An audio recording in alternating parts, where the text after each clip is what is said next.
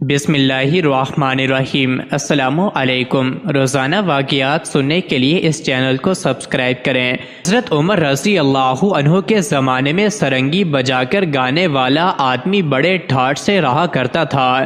سرنگی بجانے میں بہت ماہر تھا۔ اس کی آواز نہایت ہی سریلی اور شعری تھی۔ جب ساز کے ساتھ گانے لگتا تو سننے والوں پر وجد طاری ہو جاتا۔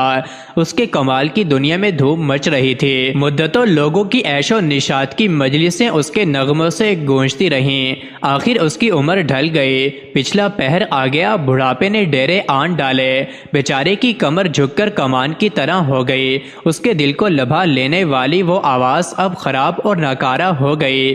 وہی آواز جس سے لوگوں کے دل مچل جاتے تھے اب لوگوں کے کانوں پر گراں گزرنے لگی۔ ٹھیک ہے، دن سدا ایک سے نہیں رہتے۔ جب وہ بہت بوڑھا اور ضعیف ہو گیا تو پیسے کو ترسنے لگا۔ اب 2 وقت کی روٹی بھی نصیب نہ تھی۔ جب نوبت خاکوں تک آ پہنچی تو دل نے ٹھوکر کھائی اور خدا کے حضور میں صدقے دل سے دعا کی کہ میرے مالک، تو نے مجھے زندگی بخشی۔ میں ایک ادنا اور کمینہ انسان تھا، مجھے تو نے سریلی آواز عطا کی، مجھ پر ہزاروں احسان کیے۔ 70 سال تک میں نے بڑے ٹھاٹ سے زندگی گزاری اور کبھی تیرا شکر ادا نہ کیا۔ آج ضعیفی اور بڑھاپے نے میرا برا حال کر رکھا ہے۔ میں اب کچھ کمانے کا اہل نہیں۔ عمر بھر میں نے دنیا کے آگے باجا بجایا، آج جبکہ کوئی میرا راگ اور ساز سننے کو تیار نہیں، آج میں تیرے لیے سرنگی بجاؤں گا، تیرے حضور میں اپنا نغمہ پیش کروں گا۔ ہر کسی نے مجھے دھتکار دیا ہے، آج میں تیرا مہمان ہوں۔ یہ کہہ کر سرنگی اٹھائی اور مدینہ منورہ کے قبرستان کی طرف روتا دھوتا چل پڑا۔ قبرستان میں پہنچ کر کہنے لگا، ٹھیک ہے، اب میرے گانے بجانے کا اگلا سا ٹھاٹ نہیں رہا، مگر آج جس کے حضور میں گانے بجانے لگا ہوں اسے معاوضے کی پوری امید ہے، اس لیے کہ وہ ناکارہ اور نکمی چیزوں کے لیے بھی معقول معاوضہ دے دیا کرتا ہے۔ بڑے عرض و نیاز سے سرنگی اٹھائی اور خوب بجائی، بہت دیر تک بجاتا رہا اور روتا رہا۔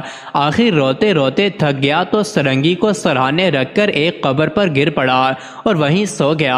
اب ذرا دوسری طرف دیکھیے، حضرت عمر رضی اللہ عنہ اپنے کام کاج میں مصروف تھے کہ انہیں اونکھ آ گئی۔ آپ حیران ہوئے کہ خلاف معمول یہ نیند کیسی؟ آخر یہ خیال کر کے کہ یہ بھی کوئی غیبی اشارہ ہے جو حکمت سے خالی نہیں، آپ لیٹ گئے اور گہری نیند سو گئے۔ خواب میں آپ نے ایک غیبی آواز سنی کہ عمر، قبرستان کی طرف جاؤ، وہاں ہمارا ایک خاص اور مقبول بندہ ہے، اسے ملو اور اس کی حاجت پوری کرو۔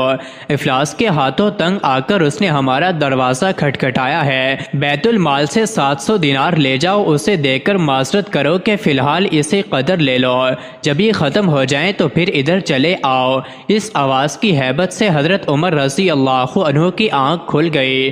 بیت المال سے 700 دینار لے کر سیدھا قبرستان کا رخ کیا۔ وہاں پہنچ کر ادھر ادھر دیکھا، ایک بڈھے کے سوا انہیں کوئی نظر نہ آیا۔ تھک گئے مگر اس بڈھے کے سوا کسی کو وہاں موجود نہ پایا۔ جی میں کہنے لگے کہ اللہ تعالیٰ تو نے فرمایا ہے کہ وہ ہمارا پاک نیک اور مبارک بندہ ہے اور یہ ہے ایک سرنگی بجانے والا، گویا یہ خدا کا خاص بندہ کیوں کر ہو سکتا ہے، یہ کوئی راز ہے۔ پھر ایک اور چکر لگایا اور جب یقین ہو گیا کہ اس کے سوا یہاں اور کوئی نہیں تو سوچا اندھیرے میں بھی کئی روشن دل لوگ ہوتے ہیں، کوئی تعجب نہیں یہی بڈھا اللہ کا پیارا ہو۔ یہ سوچ کر آگے بڑھے اور احتیاط سے اس کے پاس بیٹھ گئے۔ ادب کے مارے جگانا مناسب نہ سمجھا۔ اس دوران میں آپ کو چھینک آئی جس کی آواز سے بڈھا جاگ اٹھا۔ بڈھے نے حضرت عمر رضی اللہ عنہ کو اپنے سرہانے دیکھا تو اس کے اوسان خطا ہو گئے، جسم پر کپ کپی طاری ہو گئی۔ جی میں سوچا اب خیر نہیں، الٹے لینے کے دینے پڑ گئے۔ یا اللہ تیری دہائی ہے، مجھ مسکین کو بچا لینا۔ حضرت عمر رضی اللہ عنہ نے اس بوڑھے کے چہرے پر ندامت اور خوف کے آثار دیکھے تو فرمایا، مجھ سے خوف نہ کھاؤ، میں تو تمہارے لیے اللہ تعالیٰ کی طرف سے خوشخبری لے کر آیا ہوں۔ دلاسا دے کر نہایت پیار اور عزت سے اپنے پاس بٹھا کر کہا کہ اللہ تعالیٰ تجھے سلام دیتا ہے اور پوچھتا ہے کہ رنج اور غم میں تمہارا کیا حال ہے۔ تیرے گانے بجانے کے معاوضے میں خدا نے فی الحال یہ 700 دینار بھجوائے ہیں، یہ خرچ کرو اور جب ضرورت ہو تو یہاں چلے آنا۔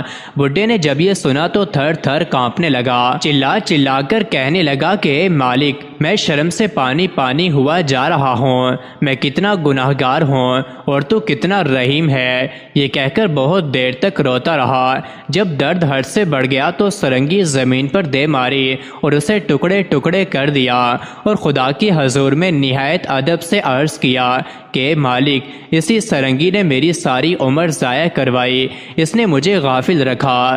تو رحیم ہے، تو کریم ہے، میرے گناہوں کو معاف کر دے۔ میں نے ساری عمر گانے بجانے میں تلف کر دی، مجھے اب ہوش آیا جبکہ زندگی کا سورج بالکل ڈھل چکا ہے۔ وہ اسی طرح روتا جاتا تھا اور اپنے عمر بھر کے گناہوں کو شمار کرتا جاتا تھا۔ حضرت عمر رضی اللہ عنہ نے فرمایا اب کافی رو لیا، ذرا میری طرف توجہ کرو۔ بوڑھے نے نہایت ادب سے حضرت عمر رضی اللہ عنہ کی باتیں سنی، ان کی روحانی توجہ کا یہ اثر ہوا کہ فنا فی اللہ ہو گیا۔ مزید ایسی ہی ویڈیوز کے لیے چینل کو ضرور سبسکرائب کریں۔